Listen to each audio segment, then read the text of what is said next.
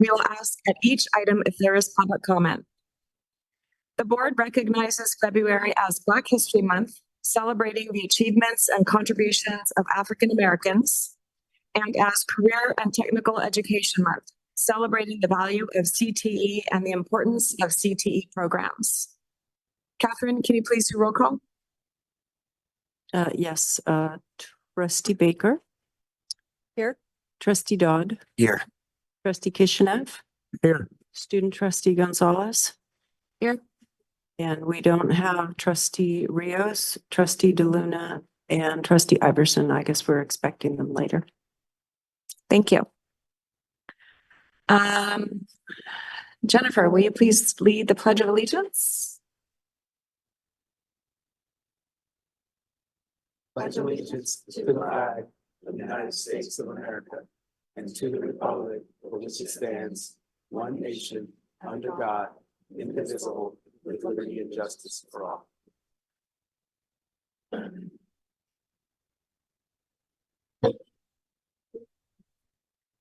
As we gather today, it is important to acknowledge that Napa Valley College and the surrounding Napa Valley sit on the unceded traditional, ancestral, and contemporary homelands of the Miwok, Patwin, who are comprised of 3 federally recognized tribes: Catchil-Dehee, Band of Winton Indians of the Calusa Indian Community, the Quetzal-Dehee Band of Winton Indians, and the Yocha-Dehee Winton Nation, and Wapo, including the Mishawal, Wapo, also known as the Onasatsis.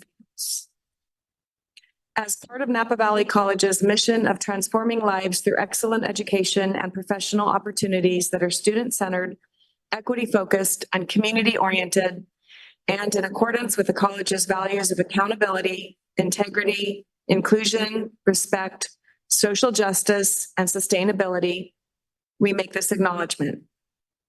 We also affirm that this acknowledgement is insufficient.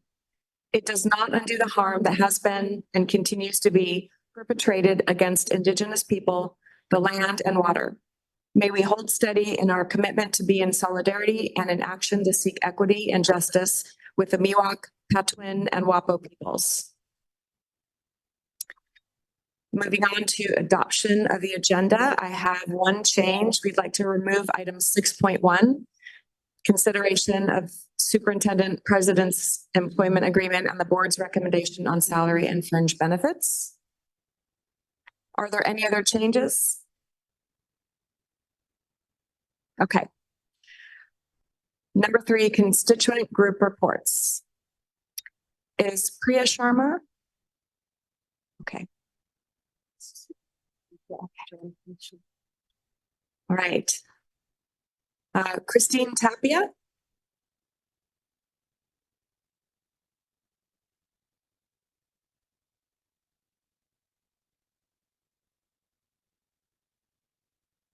Okay. Sure. John Cantillo? That's you. Hello. Hi. Hi. Good evening, board. Dr. Powell and members of the NVC community. I would like to begin by welcoming new members of the Administrative and Confidential Group. Liz Gomez, Executive Assistant in the Office of Human Resources, Training and Development. Joshua Graham, our new Director of Payroll Services. Omar Pena, our Manager of Student Life. And Hallam Stevens, Grants Manager in the Office of Research and Institutional Effectiveness. At our meeting yesterday, the Administrative Confidential Senate met with Dr. Powell to discuss immigration enforcement activities. A number of concerns were raised, including protocols for off-campus classes, appropriate training for staff in managing immigration enforcement activities in non-public spaces, and enhancing communications to staff and students to ensure their protection during these unpredictable times. We sincerely appreciate Dr. Powell's continued commitment to addressing immigration-related concerns and fostering open discussions to support students and staff. We also discussed the role of supervising administrators in the hiring process.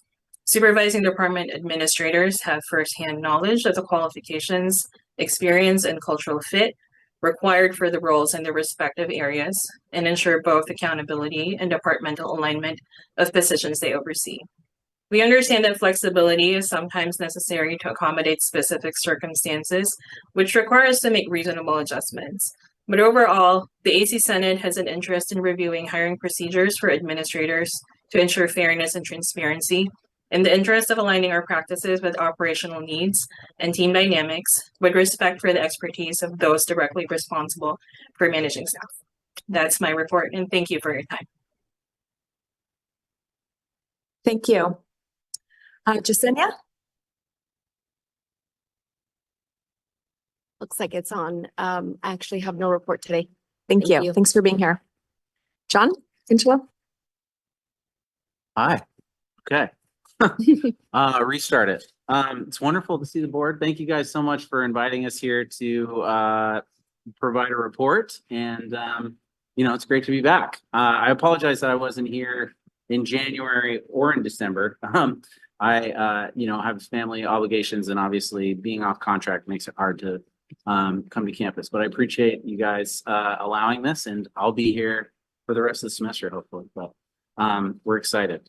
So the state of the faculty is strong. We're working hard to supporting our students and enjoying our time working with them. Our students are displaying a lot of energy to achieve their success, and we strive every day to meet that energy with our dedication and passion. So I wanted to mention two things that are kind of going on. Back in January at our Spring Flex, which unfortunately we were sad to not see any board members at, but we understand you guys have busy lives, but we were excited to all be back from our winter break and get ready to welcome the students back. But we had the opportunity to have a faculty association sponsored lunch for all of our members and other faculty members. And it was really exciting. We had a wonderful turnout. It was one of the biggest meetings we've had in a while because we tend to hold our meetings hybrid now, so to try and give flexibility for folks. But with a ton of faculty there showing energy and excitement to get back to work. And it was really great that everybody was showing their solidarity and unity together. And so we're really excited to keep that going throughout this semester and into future years. Additionally, I did want to highlight, I know my colleague, Dr. Kronzer, isn't here to talk about our work at the Senate level, but I wanted to highlight our continued efforts to develop professionally mainly through our Senate-led professional learning programs like the CETL program. Dr. Powell recently informed me that we were awarded another year on our CRPP grant, which we're very excited about. Dr. Tia Madison is in charge of that grant and is leading our focus on developing professional learning programs that we can expand our understanding of what's possible in the classroom and how to refocus and become more, refocus as educators and think differently about how to approach our students and how to construct a classroom that meets every student's needs and as many in our diverse population. So we're really proud of that. And we like to continue to highlight that work. A large portion of our faculty has taken part in those trainings. There's at least 2 or 3 of them per semester. And it's been a really fantastic program and we want to continue and so the union will support and the Faculty Association will always put our efforts behind finding opportunities for compensation and to reward faculty for their efforts for that. So we really always want to highlight that. And that's pretty much it, but I want to thank everybody again for this opportunity, and the faculty's position is and always will be that we're unified as our rights as a NVC faculty, ready for the challenges of the future, thankful for the lessons of the past, and passionately dedicated to the success of our students and the institution as a whole. Thank you guys so much. Thanks very much. At this time, the board will devote a total of up to 15 minutes to hear comments regarding closed session agenda items. Individual comments will be limited to 3 minutes. Is there any public comment? No. At this time, the board will move into closed session covering 5.1, conference with labor negotiators, 5.2, public employment performance evaluation, 5.3 pursuant to section 54957, public employment, and 5.4, conference with labor negotiator. And we will return around 5:30. Okay, we are back. We're going to start with general public comment. This public comment opportunity is governed by the California Brown Act. By definition, this is an opportunity to hear concerns, perspectives, and differing vantage points. The board is not able, under the Brown Act, to engage in any level of conversation or discussion, but we look forward to this opportunity to gather community input. At this time, the board will devote up to 15 minutes to review comment to the Board of Trustees regarding any subject not appearing as an agenda item for this meeting, but over which the board has jurisdiction. No action or discussion will occur at this time on such items. Each comment shall last no longer than 3 minutes. Catherine, is there any public comment? No, we have no public comment. Thank you. Consent calendar, this is an action item. Does any trustee have questions about any of the items on consent? Motion to approve consent? Second. Is there public comment? No comment. Is there a discussion? Was that trustee Dodd that motioned and trustee Rios? Iverson that seconded. Thank you. All in favor? Aye. Any opposed? Motion passes. The next item is a resolution protecting access to public education for immigrant and LGBTQ plus students. I'm going to read parts of this resolution. It's 3 pages long. We're very excited to present this tonight. We're going to start. It's resolution number 2502. Resolution of the Board of Trustees of Napa Valley Community College District protecting access to public education for immigrant and LGBTQ plus students. Whereas Napa Valley College is committed to serving students, all students who can benefit from a post-secondary education and staff without regard to race, ethnicity, religion, national origin, immigration status, age, gender, language, socioeconomic status, gender identity or expression, sexual orientation, medical condition, or disability. We include and reaffirm our past resolutions condemning acts of hate and bias, welcoming all students who meet the minimum requirements for admission, and supporting the LGBTQ plus community.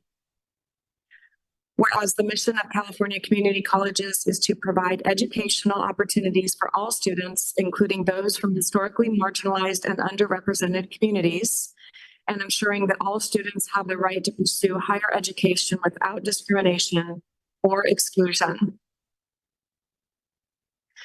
Whereas we protect the privacy of student education records and prohibit the unauthorized disclosure of personal information, ensuring confidentiality for all students, including immigrant, undocumented, Dreamer, and LGBTQ students, and that we protect immigrant students and their families from discrimination, requiring the adoption of model policies to prevent immigration enforcement on school grounds, and prohibiting the collection of information regarding immigration status.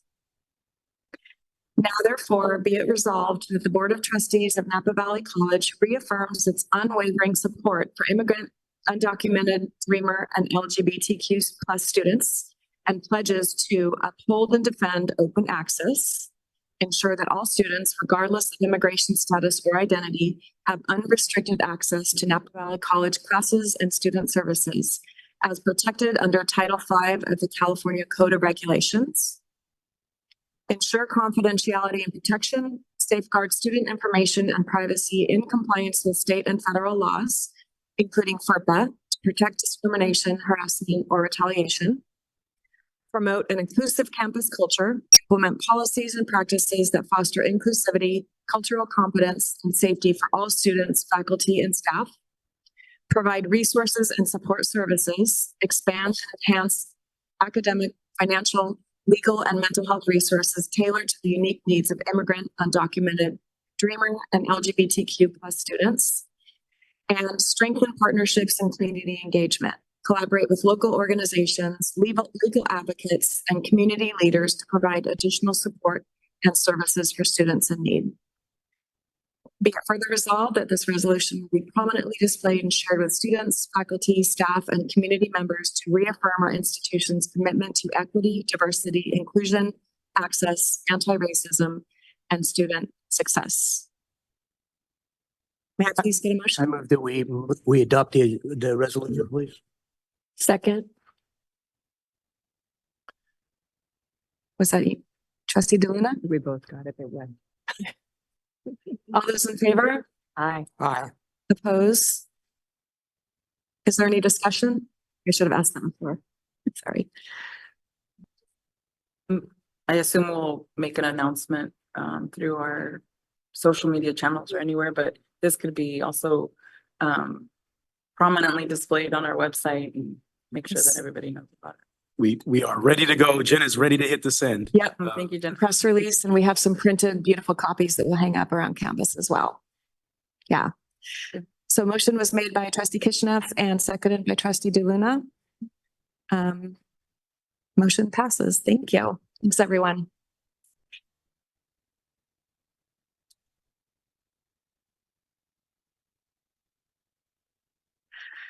Action item 9.2, 2025 accreditation follow-up report.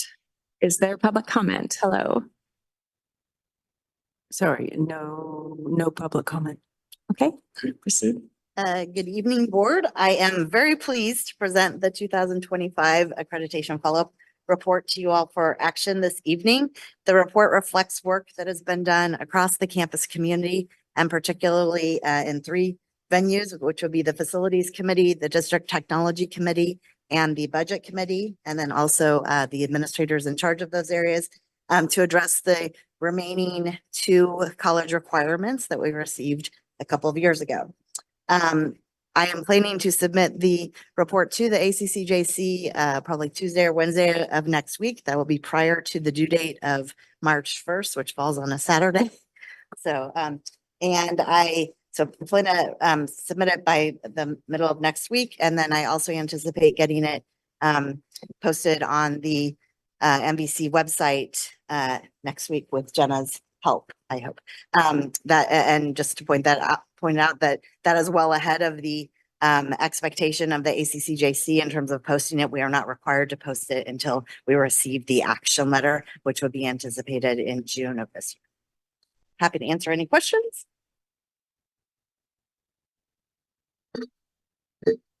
Dr. Arnold? I saw a reference in there in terms of the total cost of ownership, right? The study. Have we, as the board, reviewed that yet, or is that going to come to the board at any moment? I mean, I feel there's references to all these documents and the board hasn't reviewed yet. And I guess I'm generally fine if the, cabinet is fine, the superintendent's fine with that, but it would be great. I think it's important. Those are important documents that the board should review and go through. We can absolutely bring it to a subsequent board meeting for review. Yes. And Dr. Arnold, thank you very much also for the very nice summary too. It's a little bit nerdy, but I just want to say I just appreciate the detail that you went in terms of describing the item and so on, and obviously all your work on this. That goes without saying. Happy to do it. Thank you. May I have a motion? Motion to approve. I'll second. Motion made by trustee Dodd and seconded by trustee Kishnev. Is there a discussion? Any more discussion? All in favor? Aye. Aye. Any opposed? Motion passes. Item 13, administrative services information. We have an action item, the 2025-2026 non-resident tuition fee. Catherine, is there public comment? No public comment. You're jumping over item Oh, whoops. 10.1. What did I? Oh, sorry, 10.1. Sorry, I skipped that. 2025-2026 academic personnel status document. Is there public comment? No, we have no public comment. Motion to approve. Motion made by trustee Dodd, seconded by trustee Iverson. Is there discussion? All in favor? Aye. Any opposed? Motion passes. Now we are at item 13, administrative services information, action item 13.1, 2025-2026 non-resident tuition fee. Is there public comment? people forward. Oh, is this where we're doing that? Sorry. Yes, we are going to move asset living presentation first under this item. Thank you, President Olson. 100 days ago, the college retained the services with NCCD, the services of asset living to operate our student housing facility, River Trail Village. They're 100 days in, and we are pleased to introduce the skilled players for asset living, Joanna Janoski and her team, for a presentation to the board this evening. Joanna? That's the end. Oh, I'm sorry. Oops, let me get you. I opened it. Right, perfect. Hi, I'm Joanna Janoski. I'm the Senior Vice President at Asset Living, and we are so thrilled to be involved with River Trail Village. Over the past few months, our team has been collaborating closely with the college to implement strategies focused on driving both immediate and long-term occupancy, while also ensuring student success. We are committed to creating an environment where students thrive, and we are confident that these efforts will lead to a higher occupancy rate and a strong, vibrant community. Asset is a recognized industry leader, ranked as the #1 third-party student housing operator by Student Housing Business since 2010. We manage over 110,000 beds across 225 properties, all without ownership, ensuring there are no conflicts of interest. In California, we oversee 12 assets and approximately 7,000 beds. Our national brand, combined with an aggressive recruiting platform, attracts top-tier talent, while our comprehensive and education programs foster long-term employee retention. Our corporate team and support services are dedicated to supporting the on-site team. We are very focused on providing a supportive resident life experience. I'd like to introduce you to the Student Living Leadership Team, as well as your dedicated regional team. Stacy Lakoki is our divisional president, and she leads Asset Student Housing Division with nearly 30 years of experience in the role. I've been with Asset for about 14 years and have spent 25 years in student housing. Callie Bryant, our director of marketing, played a key role in developing the marketing plan for RTV and launching the website.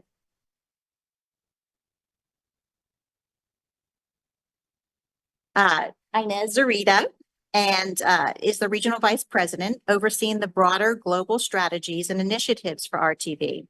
She's based in California, and she supports 2 regional supervisors in her role, one of whom is Kimberly Hester.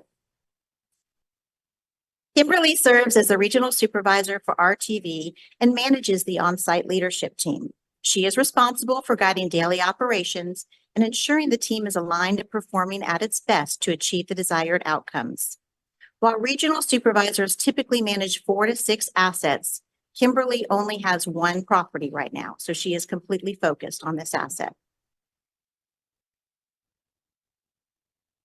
Our goal for early 2026 is to achieve an occupancy rate of 70% or higher. As mentioned earlier, we've assigned a dedicated regional supervisor to provide daily guidance and support to the on-site team. The college has been an invaluable partner, and our team meets with them multiple times a week. On January 23rd, Napa Valley College hosted a River Trail Village Strategy Summit, where we developed a 3-year plan to prioritize our efforts, ensuring everyone is aligned and operating from the same playbook. We also are reviewing staffing levels to ensure we have ample resources at the site level. We've launched a resident referral program to harness the power of word-of-mouth marketing through trusted personal connections. The team is also developing micro-marketing plans tailored to each of our target audiences, addressing key messages, marketing channels, and success metrics. Affordability is one of the main challenges we're addressing, so we're focusing on the value of all-inclusive pricing by creating Dare to Compare campaigns and promoting the grant rates. Our objective includes renewing 40% of the existing resident base and generating 1,195 pieces of traffic to build occupancy. To further support the on-site team, we've assigned a traveling operational specialist to the property. She's been here since February 17th, and she'll remain until mid-March. The targeted outreach strategy focuses on engaging freshmen by building relationships and increasing visibility at 11 high schools, while collaborating with Napa Valley College athletics, student organizations, faculty, staff, and affiliates to strengthen community connections and support student recruitment.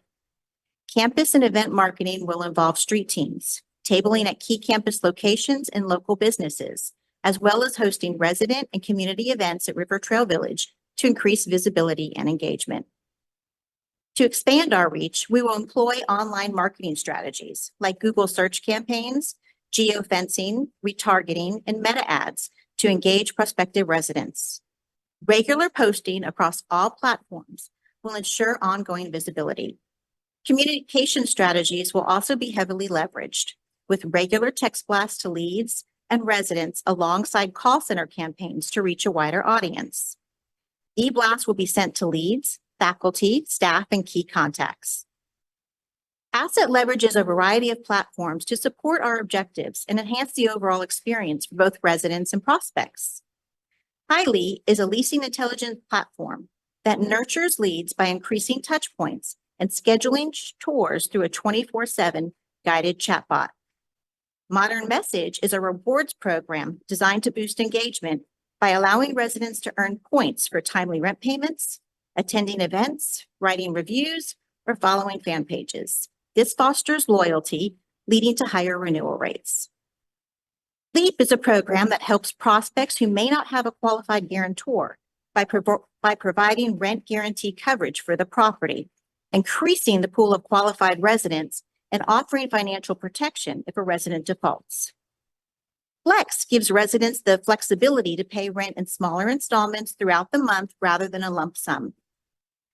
Grace Hill offers a comprehensive training platform and enhances employee performance and compliance through tailored learning and developmental solutions. Rent Plus helps renters build credit by reporting on-time payments to major credit bureaus, giving them an opportunity to improve their financial standing. In closing, we are pleased and honored to be a part of the student residential experience here at Napa Valley College.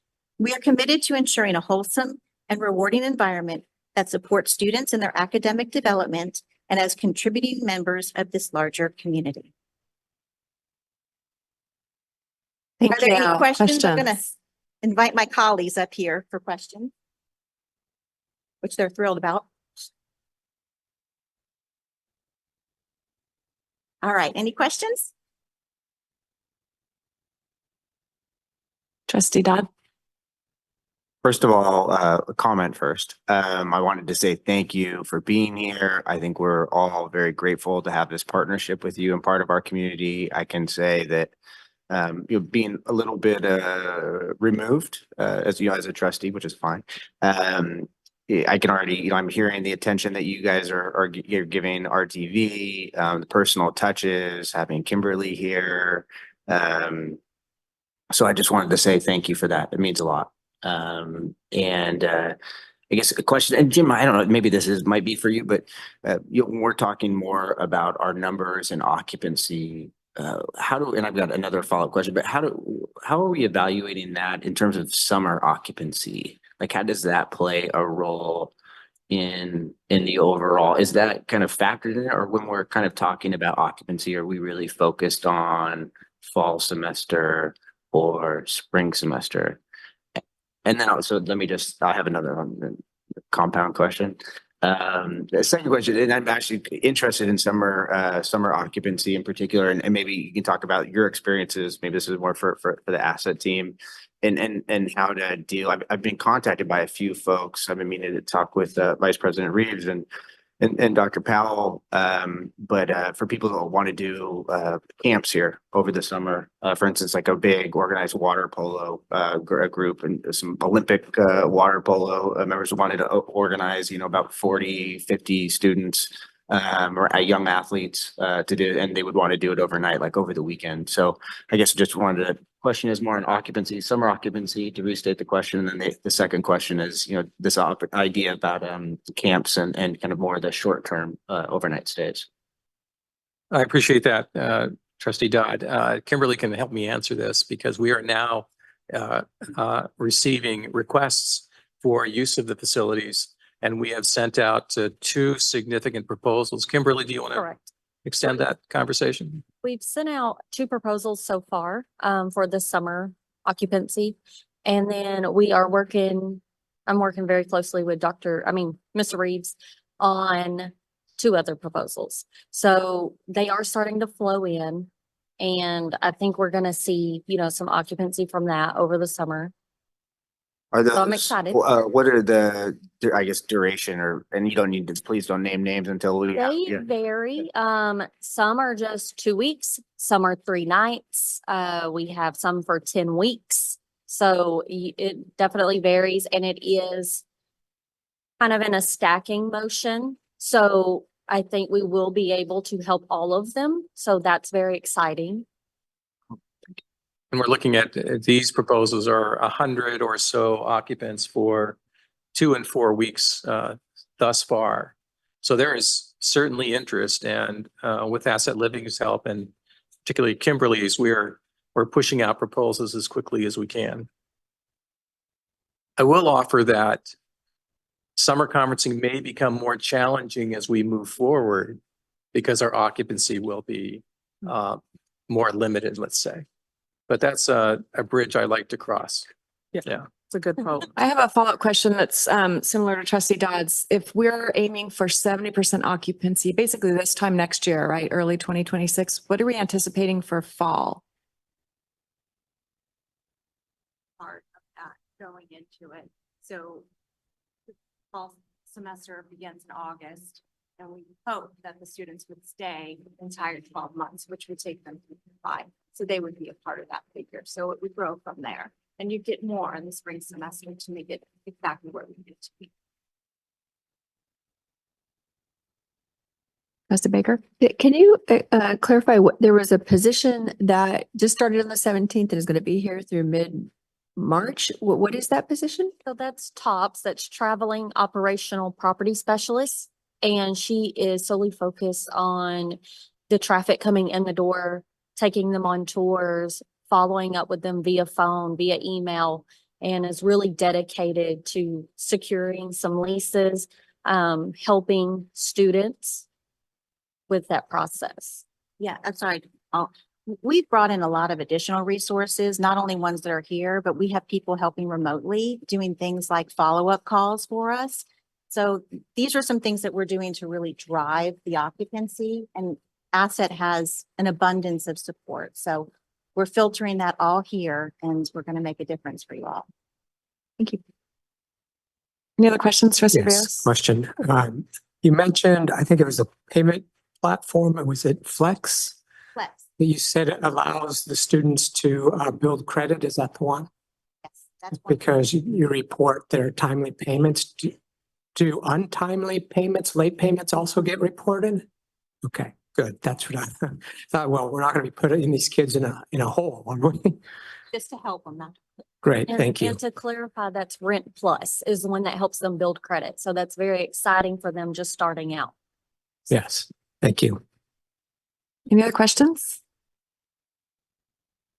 One quick question. So I know that the focus obviously is on students, but we're all looking at like some of the large business employers in the valley, and are we prepared with leases for some of those yet, or? Yes, we are, building 1 is focused on that population. That building is hovering just over 50% occupied, which we're quite pleased with at this point. And we have relations, we're developing structures that we can have a partnership with those organizations. And Vols is here tonight with the Vols group, and she's working very closely with us to get those structures in place. And we've mentioned some of those, a school district perhaps, and other organizations who are doing public benefit work primarily, who can take advantage of our housing capabilities. So that work is indeed going on. Right. Thank you very much for your time and expertise. For having Thank you. us. Thank you. Catherine is our solar project presenter here. Okay, we're going to move to information 13.6, solar project.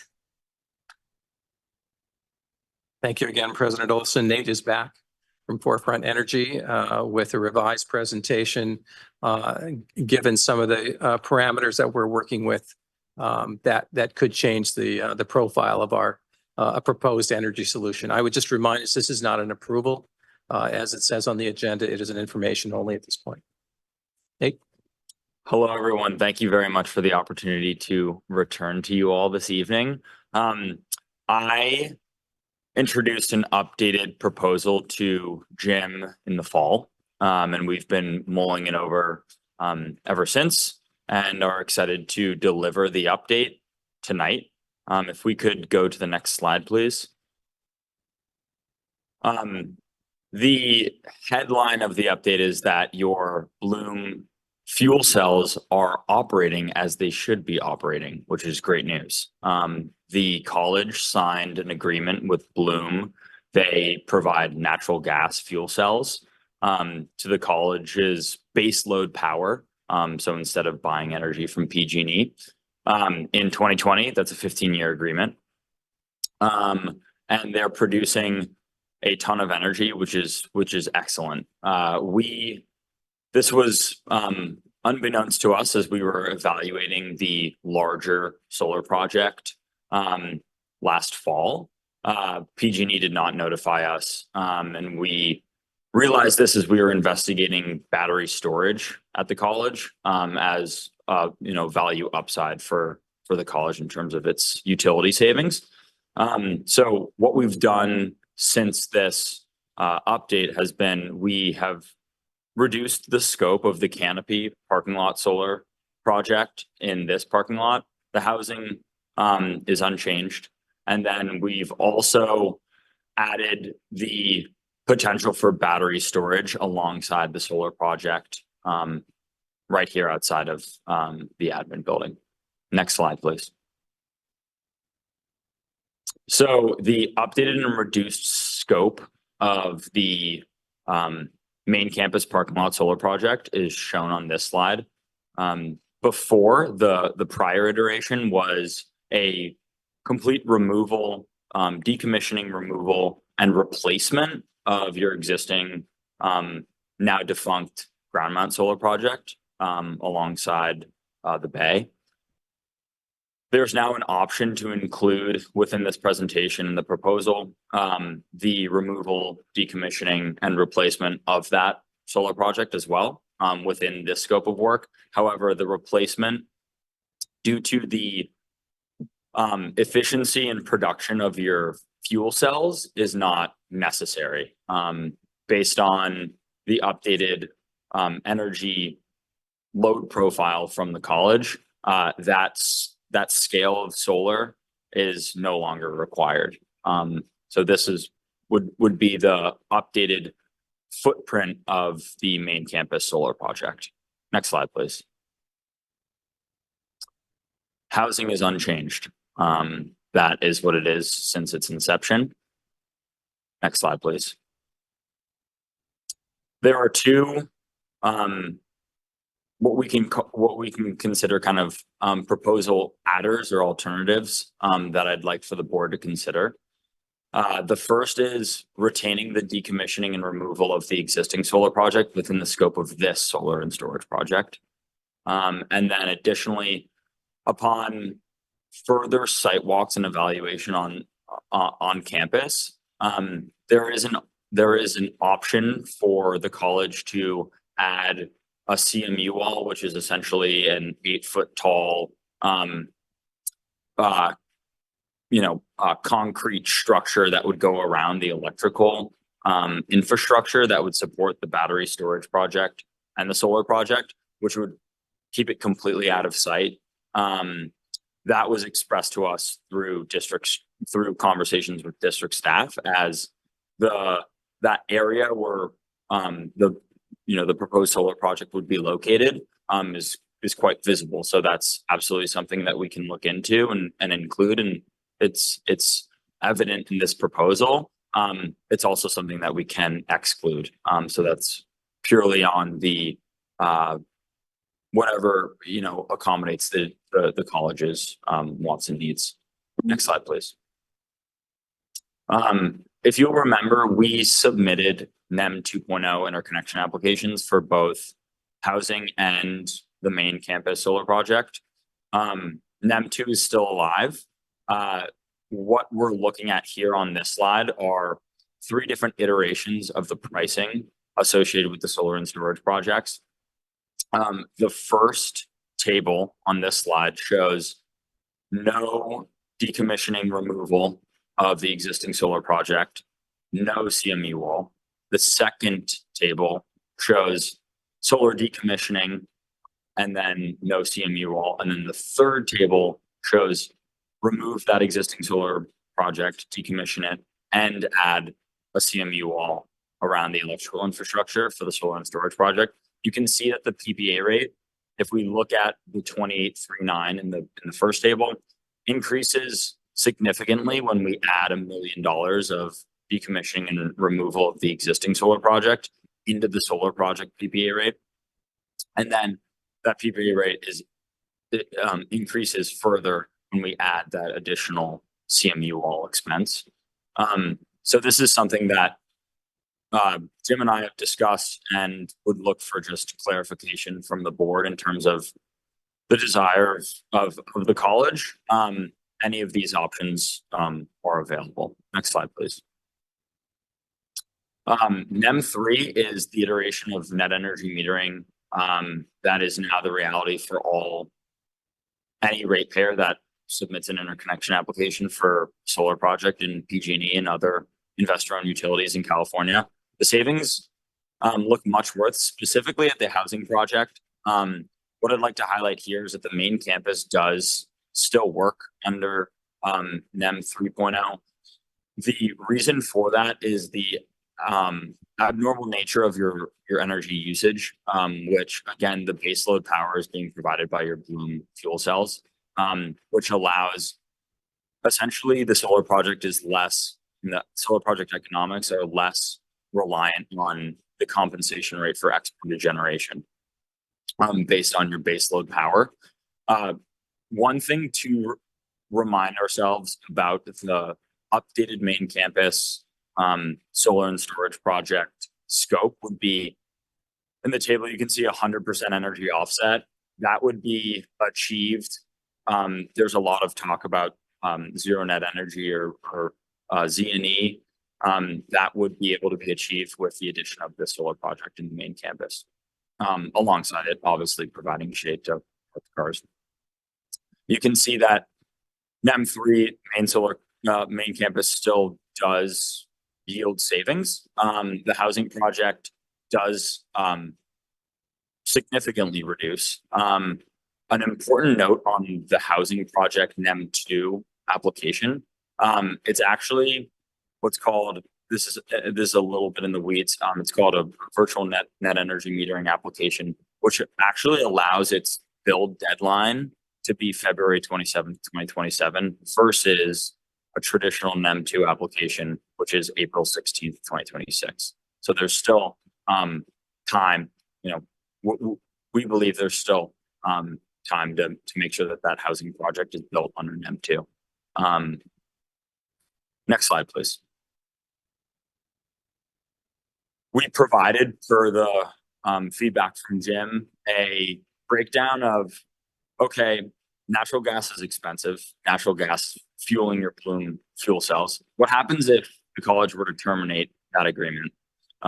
We've studied alongside Spur, the Joint Powers Authority that was here with me last time we presented to the board. We've dissected that agreement based on the termination values in the contract. If the college were to terminate this year in 2025, it was installed in 2020, roughly 60 months later. The termination cost in total would be roughly $4.7 million, which is a significant cost. And then if we were to absorb that cost into the solar project PPA rate, you can see that in no year would the solar project be able to offset, based on avoided costs from your utility, the cost of that $4.7 million. So it's our recommendation and Spur's recommendation to continue to utilize those Bloom Fuel Cells. I do not work for Bloom. They're just doing a good job. And even though natural gas is a bit volatile and more expensive, based on the cost benefit analysis, we believe that it's financially prudent to not terminate the agreement based on the significant cost of the termination. Next slide, please. So hopefully what we're looking for out of this meeting in terms of next steps would be clarity on the board in terms of the decision to move forward with the reduced scope on the main campus, the potential upside of the battery storage project, clarity and input on the desire to potentially decommission and remove the existing solar project and kind of get that out of here. And then moving forward, what we're hyper focused on, because it's the most exposed to NEM 3, would be building the housing project. So really getting going, making sure that we're getting everything aligned and making sure that we're getting going on that project as soon as humanly possible, which would require, of course, board approval on the agreements. Questions? Trustee Baker? I have a couple and I think they're all related. The CMU wall, that I just want to confirm, that's something that we have asked for, is that correct? It's something that was that Jim did not specifically ask for, but was that we included in the proposal in case it for this, really to prompt this discussion, if we do want that infrastructure behind closed doors, we can have that there. Okay. Yep. Then what happens to the old solar field if we don't decommission and remove it? It just continues to sit there idly. Okay. So there's 3 options that you listed. It was one was, don't add the CMU, don't remove. Yep. Then you have the one that includes, removing the old. Yep. But no CMU. Yep. And then you have one that's Do both of those do things. both. Yep. Why is there not a 4th option where we get the CMU wall, but we leave the old field? We can absolutely do that option as well. Yep. Iverson? Forefront would be doing the decommissioning in the CMU wall. Mhm. Okay. Exactly. Is that like subbed out or are you guys actually doing the work? Yeah, we sub out all of that work. Overalls. Yeah. I've got this stupid mustache. I could probably get out there, Go figure it out. I lost my train of thought. If someone else has another question, I'll get it. Feel free to Trustee interrupt. Dodd? Feel free to interrupt me, please. Benefits of a CMU wall, is it purely aesthetics? Maybe, I'm not worried about battery dangers or whatever you hear, those kind of rumors, but just curious benefits there. And then I have one more comment question. Yeah, to address the first question, trustee Dodd, Or Jeff. yeah. Excuse me, would be additional benefits would be theft, right?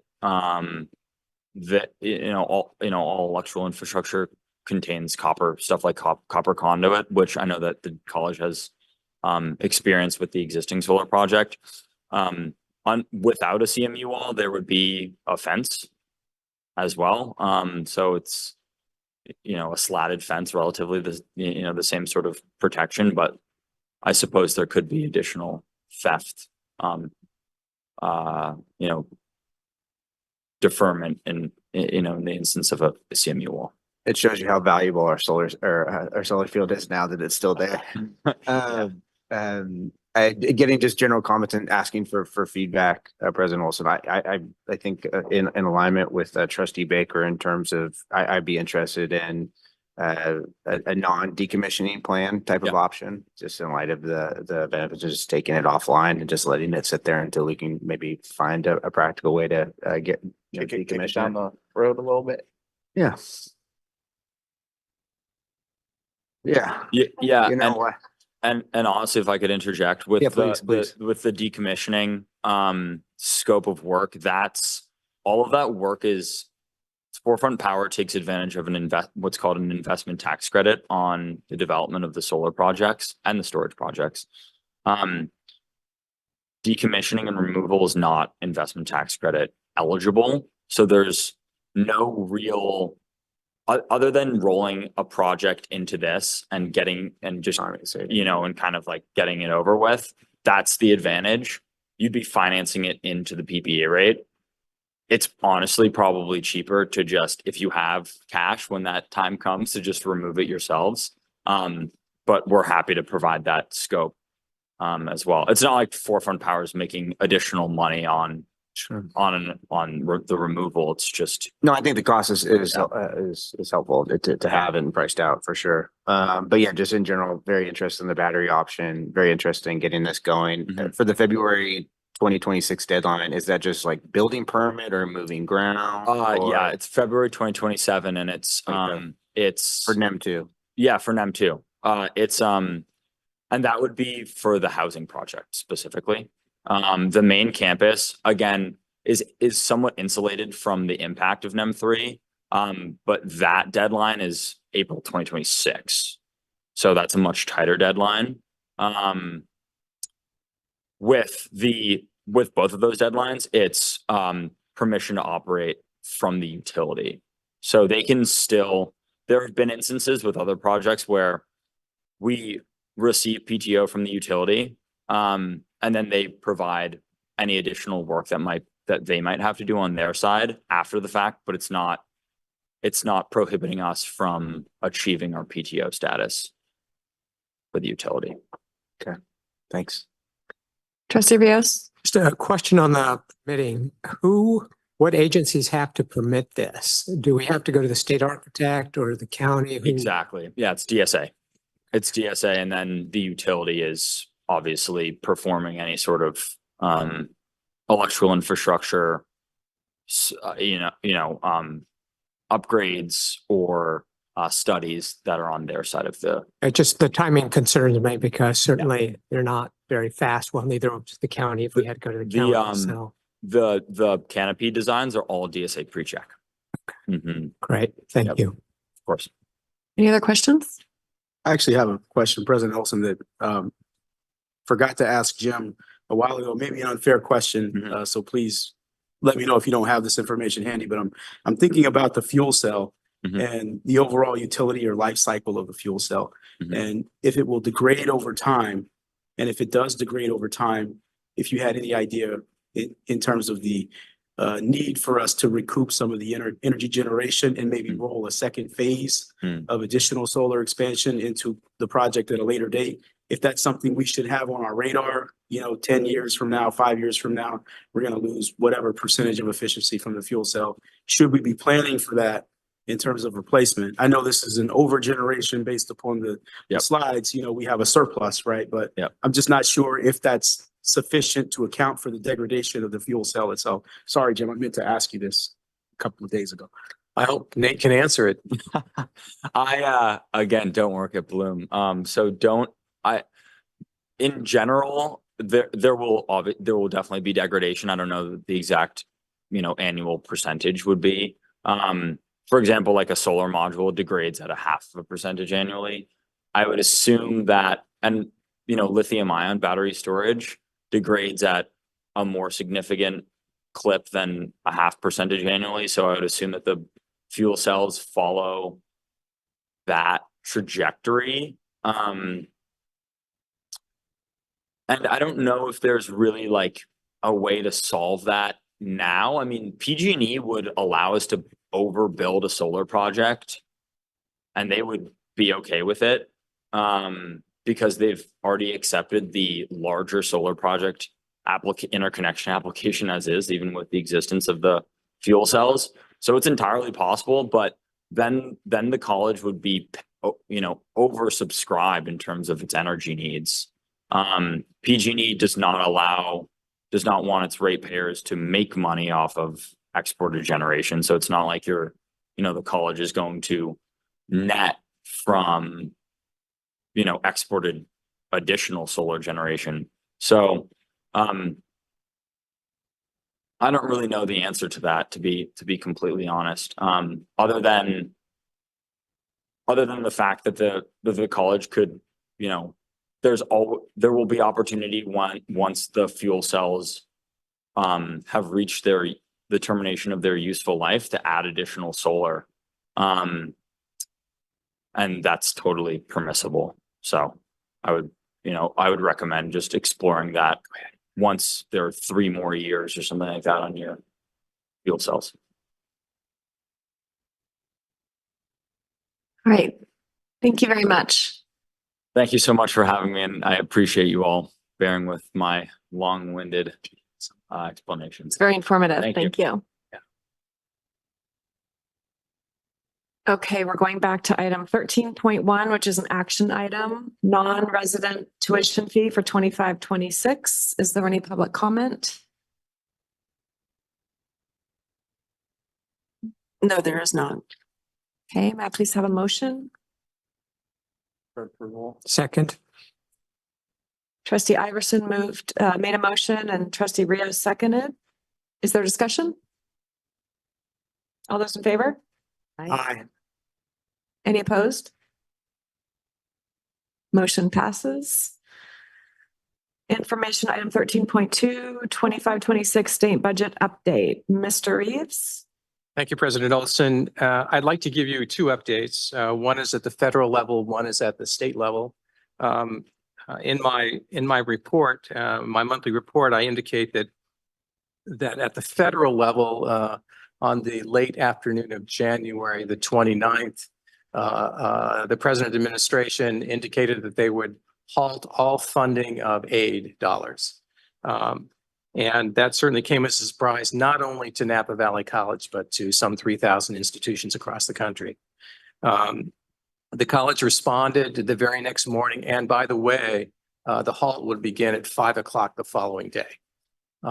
In response to that, the college went to the G5 portal, which is the financial portal of the federal government, and drew down all the funds that it was that it was capable and entitled to at that point in time, or the encumbered funds that for our programs, for our federal programs. And so we were able to capture, if you will, just over $3 million of funds that were available to us, of a total of around $6 million that we have been awarded. Since that time, and by the way, we eventually learned that it would not impact student aid funding. So that was certainly a positive sign. As you may be following this, it's hit the courts, and there's lots of discussion about what particular funds will be halted or delayed. But I wanted to assure you that on that front, 2 things are occurring. Number one, we did draw down those funds, and in speaking with Dr. Powell, we're certainly looking at those programs that are being funded by federal funds, and developing, at least in a very preliminary way, how we manage some of those programs and the personnel associated with those, should those funds either be reduced or eliminated. We have no further information. We do have funding in place for those programs as we speak, but certainly we're keeping that in front of us in terms of how we respond should that funding, not all of that funding, not be available to us. On the state level, we're in the midst of the state budget, and the finance department has come back with an analysis and presentation of the governor's report that was presented in January. The long and short of it is that as you recall, as a community funded district, we're not extraordinarily impacted by the state budget. There are some areas that we continue to advocate, and our community funded organizations continue to advocate. There's no funding in the budget for scheduled maintenance or instructional equipment, which puts additional pressure on our operating budget to support. And there is continued concerns about how much COLA might be available to those narrow group of categorical funds. So that's That's been declared by the governor. We'll see how that goes. But again, we're keeping an eye on that. We're in the midst of that deliberation, and it's being discussed at the legislature, and I'll provide you ongoing reports as we understand what the impact on Napa Valley College would be. And that would conclude my report. Thank you, Mr. Reeves. Can I ask a question? Oh, yes. Mhm. Jim, on those funds that were drawn down, the federal funds, is there any risk? I mean, where are those funds now? How long do we expect to have to use those funds? Is there any risk that the government could come back and try to get those, even though they had been encumbered? Trustee Rios, I'm not in a position to predict what might happen. I don't think anybody is, but we have them in place, and we are within within the law to use those funds. How long will they last in terms of our programming? It will last us. They could last us to the remainder of the year. Some of those funds are grant funds that are multi-year funds, so they're intended to last over a few years, and so we have some time, some horizon in front of us to determine what the impact on those grant funds will be. Student aid funds, they're saying aren't impacted, so we're not as concerned about those. Now it's largely grant funds now, and when they could evaporate or they try to be clawed back. So why are these funds sitting in that government account if we can actually draw them out of there at any time? We usually draw them down, and the advice is to draw them down at the point at which you anticipate needing them over the next 30 or 60 days. And they're not intended to be drawn. The government wants that money to be invested. So they want you to draw them down essentially as you need them.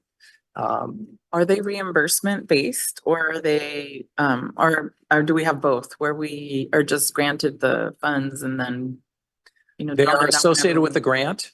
So they are given to the institution to address a particular population need or a specific programmatic need.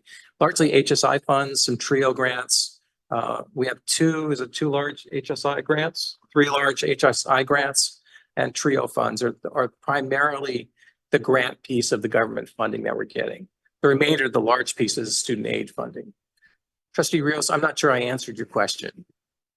Well, I know you kind of have to guess at some of these things, but I think you gave me plenty of information for now. Thank you. Any other questions or comments? Okay, thank you, Mr. Reeves. Now moving on to action item 13.3, California Community College Chancellor's Office Quarterly Financial Status Report. Is there public comment? Nope, no comment. May I please have a motion? Second. All right, Trustee Iverson motioned and Trustee Dodd seconded. Was there a discussion? All in favor? Aye. Aye. Any opposed? Motion passes. Information item 13.4, 2425 unrestricted general fund 11. Mr. Reeves? Thank you again, President Olson. I'll call your attention to the Fund 11 report. The Fund 11 is the unrestricted general fund and provides most of the funding for our operations. You'll notice in the upper right corner we're at 7/12 of the budget. And so as you look at the percentage we're there, which is what, 58%? I can't see it behind that. 58. Thank you. The very quick barometer for how we're doing against budget is that right column again. It is not the perfect barometer, but it is a quick look barometer. Our revenues are at about 57% of our budgeted revenues. We received another about $1 million since the last report. And we're trending in a reasonably positive direction. I have no particular concerns about revenue because again, it's largely coming from property taxes. Moving down to salaries, you'll notice that salaries are trending generally in the right direction. We have 74% for what, classified permanent? No, I can't read a classified. Temporary. Yes, temporary. And that's to some extent our take is that it's a bit of a backfill on some of the open positions in the classified salaries area. In total, we're trending at 54%. A reminder as well that the earmark of salaries in this budget at $750,000 has not been tapped. So we will run below the budgeted percentage at this point in the year until the collective bargaining agreements are signed and we draw on those funds. At this point in time, we're running it's 54%. So the very quick look says we look very good on the salary side and the benefits side. Collective bargaining agreements will tell the story. Moving down to books and supplies, we're again at about 52%, running pretty well there. I think, let's see. I think Trustee Rios brought up the fact that we were running over by a large percentage, and his question was a fair one last. Why don't we fix that? Let me just respond to that very briefly. We fix that by bringing it back to the Board of Trustees to accept, to approve a revised budget. And we typically do that if there's a material change in the budget, either in the revenue or expense side. The real dollar change in this particular case is only $2,000. And that doesn't rise to the level of revising the budget and bringing it back to the Board of Trustees. But I will certainly do that should the board ask. But our total books and supplies are 52%, still a very positive trend. And then down below, I'll just go right to total other operating expenses. We're running at 61%, trending a little bit higher. But my take right now is that those are primarily associated with timing. And then when you go to total expenditures, the last line, the last numeric line on the right, we're at 53%, or about $2.5 million less than we budgeted to expend. So the big picture is we're trending in a very positive direction relative to our expenditures. And again, I anticipate our revenues to keep track with our budget moving forward. So a positive sign on the budget, the operating budget thus far. Trustee Baker, question? Just want to confirm the money that we drew down from the federal stuff, that is not reflected in this. That's correct, Trustee Baker. That goes to Fund 12. Those are restricted funds because they are for very specific purpose or program outcome. Any other questions? Thank you, Mr. Reeves. Item 14, President and Board reports. Good evening. So for those of us who are not actively involved in the academic calendar, sometimes it's hard to see where we are in the semester. So we're in week 5 of our 16-week semester, and the numbers reflected here are as of yesterday to show that time frame. What's relevant is that the add drop period is over, so we will not see very much fluctuation from here on in. There's a lot of volatility in those first 3 weeks of the term. You can see that our enrollments and head counts are up. We're at about 2% higher FTS than the same time last year. Another thing I wanted to share with you is that 2 weeks ago, I attended the Community College Baccalaureate Association Conference that was held in Austin, Texas. And it was an incredible gathering of people from all across the country. A few facts from that: only 24 of the states allow baccalaureate degrees to be offered at community colleges. And of course, California is lucky to be one of them. In 2024, there were 678 community college bachelor's degrees offerings across our nation. That number is increasing year by year. We hope to be part of that number very, very soon. 720 in 2025. One thing that really stood out for me, though, was one of the keynote speakers talked about the economic impact of degrees in general. And I've mentioned before, about 6 months ago, I provided some data about the salary increases that students who complete degree programs can anticipate receiving as documented by actual reports of their wages. And I guess it's a little bit of a pet peeve of mine that the public zeitgeist kind of emphasizes or questions the value of a degree. And the data they bear no relationship to that common thread that we see. So I want to keep bringing back really the important impact that our programs have.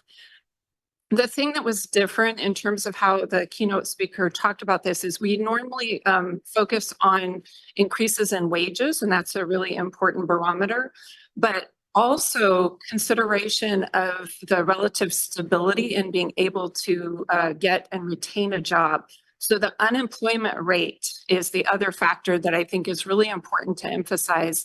And you'll see in that chart that wages rise, and the exception is a doctoral degree. I guess you have to just love studying, and that doesn't necessarily result in a higher wage than someone with a professional degree. But at every level that a student attains, their weekly wages rise and their unemployment rate declines. So this is particularly in times where things are so volatile and frequently changing, I think being able to share with our students that these investments that they are making, that we are making, that we are building together, these are things that have powerful impacts for both components of their lives. So I guess I will just keep saying our degrees matter, and there is no time clearer to me that what we are doing is important for our students, and we need to stay fixed and steady in providing that message. Thank you. Let's go. Good evening, Board of Trustees. Wanted to highlight some key activities going on in the counseling department. Specifically, I just want to draw your attention. About a year ago this time, between the months of November of 2023 and January 2024, about 1,700 students have been served for traditional counseling appointments. So this is the traditional 45 minutes to an hour appointment of service that's offered to our students when they're meeting with a counselor. This time, so between November of 2024 and January 2025, about 1,900, 250 or more students were served with a shift in our traditional counseling appointments to a 30-minute appointment. So I wanted just to draw your attention that in counseling, specifically, we've attended to and responded to the need for more appointments by shortening our appointments to about 30-minute. And it's made an impact. So this was a pilot program that we did in counseling to see what it would do, how we would be able to get more students in. And we served more students. Now, is this the traditional hour-long appointment that many of our students require and need? No, it's a move away from that. However, what we found is if we can do this through key times and through key moments in the semester, it could make an impact. It will make an impact as to how we serve students. So it's very excited to see that. Right now we're putting out surveys to our students around how they've experienced this. And overall, it's been good feedback from our students. Our counselors as well have provided lots of feedback around this model. So we're looking at continuing to do this through key times. Also want to highlight that there's been conversation around potentially opening up some appointments on Saturdays to students as well. So again, as we think about serving, as we think about the needs of our community, we want to applaud the counseling department specifically around being responsive. How do we think about a Saturday appointment and what that might look like? So that's in motion right now to see how we can do some of that work. With that said, the counseling department has also been working on, in collaboration with other student affairs departments, to offer an in-person orientation. Traditional model, we've used to do this back in the day, where we would bring students to campus and over a series of a couple of different days and workshops, be able to serve a large amounts of students from the onboarding, filling out the application for the college, connecting to financial aid, meeting with a counselor, doing the med plan, kind of all in one shot. So we're working on doing this for May of 2025. We've actually identified 3 specific dates where this will be happening. during the day and in the evening with Spanish sessions as well. So the idea is to serve between 450 and 500 students during that time, which will then make a huge impact to our appointments during the regular academic year, as we really think about and continue to serve our community, to adjust the way we do the work we do, and really think outside the box in how we engage. And I've been parts of lots of discussions over the last several weeks, and it's not a transformative idea to be doing this kind of work. It's kind of some of the old school models we used to do. And I go back and thinking about how we used to back in the days before, the hybrid model and then the online, and it was basically bring them to campus, work them through the process, get them all served, and then they're kind of on their way. So we're looking at some of those ideas and models, and very excited about that work. And just want to applaud Dr. Smith and the counseling areas for that work. I also want to talk a little about River Trail Village. I want to show you some of the numbers. As of today, we have 172 residents for spring at a 32% occupancy rate. Earlier, you heard a marketing presentation and plan around some of the really important work that's happening in that space. But I also wanted to lift up and highlight the other things that are happening at River Trail as well. So the community building pieces that are really critical and important as we think about really not only making sure students have a place to stay and having a robust residential program, but also a community. So over this past semester, or this past month, the last couple of months, we've had lots of different activities going on at River Trail. You'll see some of those highlighted up there on the screens in front of you. Lovely. You might be wondering what that might be. That is. But this is over the course of several days, the opportunity for students to come together, have discussions, conversations around relationships, that build healthy relationships, what that means, from a romantic relationship to a family relationship to a child and parent relationship. Lots of conversation, discussion around that, and craft building around that. Lots of activities and games. So I really want to applaud the River Trail Village staff, and no longer here, but around trying to creating that community atmosphere at River Trail. There's a robust program for March, and I'll talk more about that in my next report next month. But it involves supporting our local campus activities, from our athletic programs to again, bingo nights, all kinds of different activities that's happening over at River Trail. So a lot of exciting things around that. You'll see Black History Month trivia with the speaker who will be coming in next week to engage the folks over at River Trail. With that said, I also want to talk to the operations team that continues to meet on a weekly basis. And this is a space, as I've mentioned every month, around really making sure we're collaborating and facilitating programs for all of our services are on point for our River Trail students. So that continues to meet every week, and we'll have robust conversation and discussion around making sure we have a safety net for all of our students. Lots of important discussions happening there. Finally, I'll end with the Viva Mariachi as a reminder. The 12th, if you're not like their tickets, please do. It's going to be a fun activity. Actually, I have one more activity to talk about. The Napa County Hispanic Chamber of Commerce will also be on campus next Thursday, 27th, between 5:30 and 7 o'clock at the PAC for an activity. So if you'd like to do that, you're more than welcome to attend that activity as well. Thank you. A brief report from Finance and Administration. I've included this in the board reports. I would note a few areas here. The audit of compliance to the 50% law we think was completed. They tell us it was completed, and we anticipate the public showing of that. Recall that was the 10 institutions selected by the state. I would call your attention to Napa Valley College's response to the auditor's question about what should we do about the 50% law. And I've included it as an addendum to this report.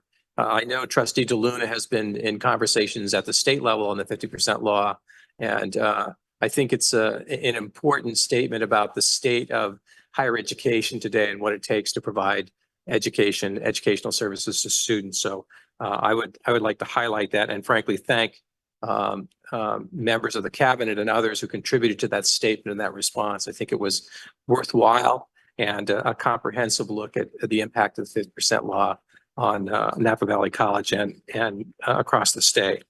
I would also like to give you an update on our facilities area. I think you probably have heard that we had a water main break on the campus during a driving rain, as it turns out. We were down for 2 days. Fortunately, it was a Thursday and Friday. Friday was a lighter day. But I would commend the cabinet for pulling together and developing a communications plan.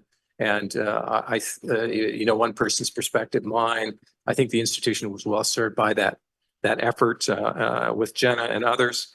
So thank you for that. But I'd also like to commend the facilities team who rallied around finding cutoff valves that had not been located in years, to digging in pouring rain, to making sure that restroom facilities were available and clean, given their higher use because there were fewer of them. So I would just like to call them out for commendation. They did a terrific job under Acting Director Samantha. What's Samantha's last name? Thank you. I see her every day. Don't tell her I forgot her last name. In addition, Trustee Dodd mentioned the total cost of ownership for facilities. We have completed that. And much to my chagrin, you haven't seen that yet, but we'll make sure you see that very soon. The Ash landfill project continues. We have just begun the final closure planning after the county agreed to the interim closure planning. So you'll see more information about that final closure plan. I have not forgotten the request of the board to seek legal opinion on whether we can recover costs associated with that ash landfill from the state who provided that land in the past. A final update on the Wine Education Center, unless someone else is going to update. The Wine Education Center is moving along very nicely. It is scheduled to be completed in late July with the dedication date agreed to, I think, as late as today, if I'm not, August 22nd.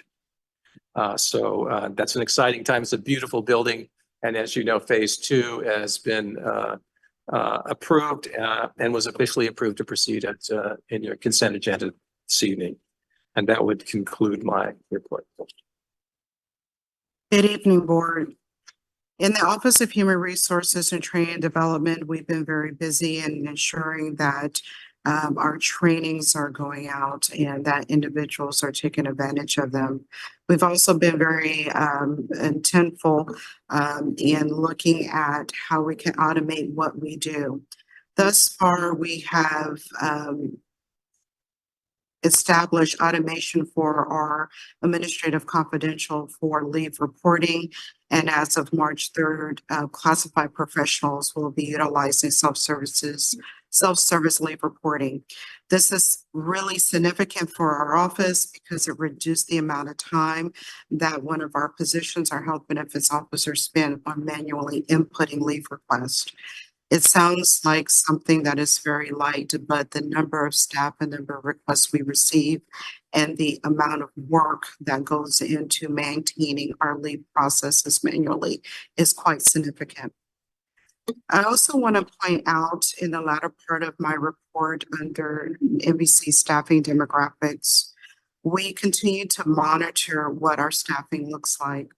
I would tell you that for underrepresented or marginalized groups, administrative confidential, over 53% of our administrative confidential are from groups that are underrepresented or from marginalized groups. We are at 38% from the same groups or faculty, and 62.9% of classified are from underrepresented or marginalized groups. This is really important to note because we as a district, we continue to strive in our work to diversify our applicant pools and thus increase the percentage of chance of us hiring the staff and faculty that is representative of our student base. In HR, we're also paying very, very close attention to what's happening at the federal level and getting prepared to react and respond to put things in place as it pertains to employment and recruitment. And that's my report. Thank you. Thank you, everyone. I'd like to begin just with a strong thank you to the board for your strong resolution, the words that you've shared and you've approved by virtue of the resolution. It's a very powerful statement that I think needed to be shared, needs to be disseminated throughout the campus and the broader community, because as you all know, the atmosphere and the climate within higher education at present is very volatile. And that volatility, the manufactured volatility, I'll go so far as to say, is highly disruptive to a conducive learning environment for our students. There's a lot of anxiety and a lot of fear in our campus, in our extended community, and these words matter. Being able to share to our students, to our faculty, our staff, that they are protected. Their right to an education, if you're a student, is protected, that their privacy safeguarded, that their well-being matters is no small thing at this time. So I really want to commend you and thank you for those words.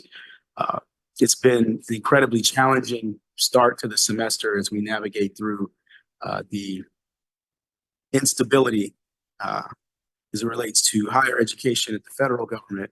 But as you've heard tonight, we are doing the best that we can to navigate through these really treacherous waters and difficult times. I want to extend publicly my thanks to members of my cabinet and broader members of the campus community for holding steady, for the commitment and the professionalism that you've shown at this really challenging time to ensure that we are preserving a healthy, safe space for our students and ensuring that they are as successful along their educational journey as we can make it despite all the instability. And that is no small thing. So I really want to thank you all for your work in that and your allyship in this process. And with that, that concludes the President's Area Awards.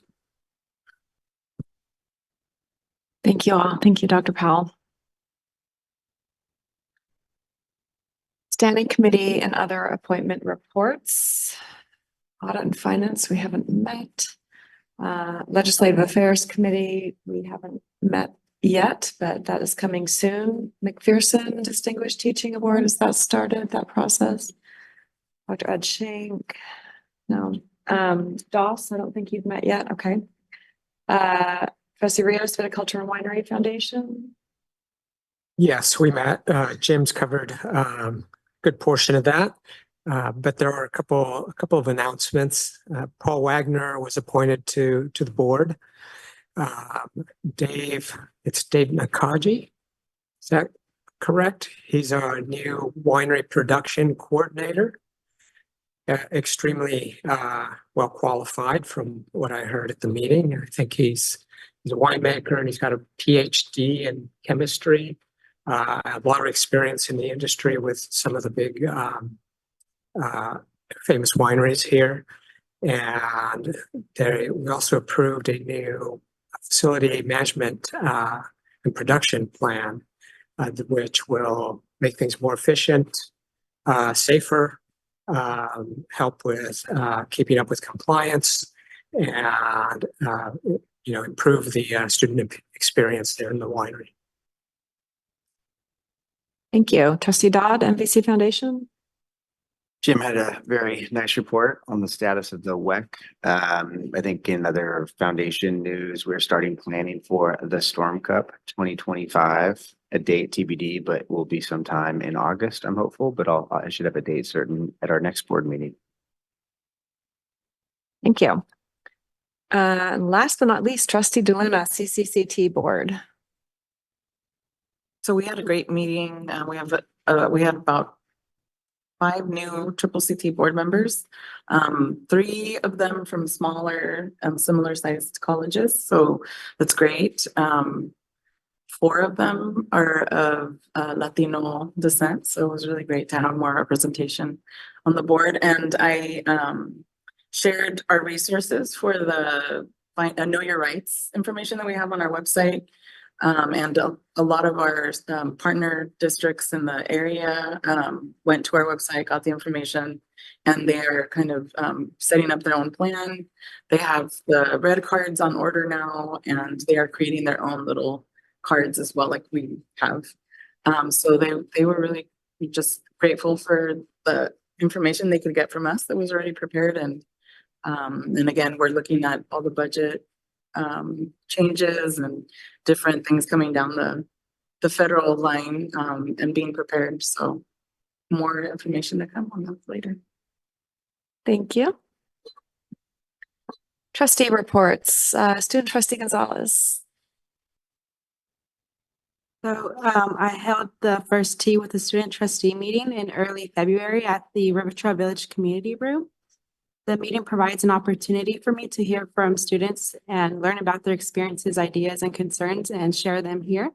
During the meeting, students shared 2 key concerns. The first was that the River Trail Village residents would like to have access to the on-campus gym. Currently, only students enrolled in a health class or participating in athletics have access to the gym. So given that one of River Trail Village's core values is health and wellness, expanding access to the gym would align with this principle and support residents' well-being. The second concern I learned about was that there is a limited number of work study positions available on campus, and there seems to be more students seeking work study jobs than there are open positions available. So it's making it difficult for eligible students to take advantage of this form of financial aid. And a potential solution raised during this discussion was that opening the gym to RTV residents could create the work study opportunities for students to help maintain the facilities. I appreciate the opportunity to bring these concerns to your attention, and I look forward to working together for potential solutions. Thank you. Thank you, trustee Gonzalez. Trustee Kishna. I have no real report, but it seems like times are always contentious, and so I'd like to take a moment and remind everyone, because it's Love Month, that your neighbors and your coworkers are not your enemies, even if they disagree with your views. Keep love in your heart when you deal with all people, and do good deeds. Thank you. Thanks, trustee Kishna. Trustee DeLuna. Trustee Baker. No real report, but I did go to the winter celebration at the River Trail Village, and there was popcorn and there was s'mores, and one of those, I don't know which, but one of those set off the fire alarm. And I noticed that when the fire alarm went off, a lot more kids suddenly showed up at that event. So I would just recommend pull the fire alarm every time you have an event, and you'll have more kids. Great ideas, trustee Baker. Trustee Rios. No report. Trustee Iverson. I just, after listening to cabinet reports tonight, I just wanted to thank Dr. Powell and you guys on the cabinet for thinking outside of the box, Dr. G, and kind of challenging some of the, this is how we used to do it norms. So it's really positive and nice to hear that stuff. So good work, you guys. Trustee Dodd. Agreed, and nothing else to report. I just wanted to say that student trustee Gonzalez and I had coffee last week, and I really applaud and acknowledge and appreciate all you put into this position. Starting tea with a trustee for students to have access to her on a regular basis was just brilliant, and love the ideas you're bringing to the table. Thanks for all your great work. Thank you. Okay, our next regular meeting will be on March 20th, 2025. If there are no objections, this meeting is adjourned at 6:54.